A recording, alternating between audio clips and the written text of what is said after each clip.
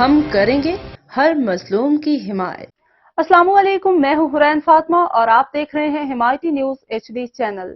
نظر ڈالتے ہیں آج کی اہم خبروں پر۔ حکومت کی جانب سے پیٹرولیم مصنوعات کی نئی قیمتوں کا اعلان کر دیا گیا۔ ARY نیوز کے مطابق حکومت نے پیٹرول اور ڈیزل کی قیمتوں میں اضافے کا نوٹیفیکیشن جاری کر دیا۔ پیٹرول کی قیمت میں 4 روپے 53 پیسے فی لیٹر اضافہ کیا گیا ہے۔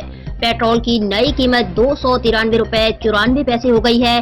ڈیزل 8 روپے 14 پیسے فی لیٹر مہنگا کیا گیا ہے، جس کے بعد ڈیزل کی نئی قیمت 290 روپے 38 پیسے فی لیٹر مقرر ہو گئی ہے۔ ہائی سپیڈ ڈیزل 8 روپے 14 پیسے مہنگا کیا گیا ہے، جس کے بعد نئی قیمت 290 روپے 38 پیسے ہو گئی ہے۔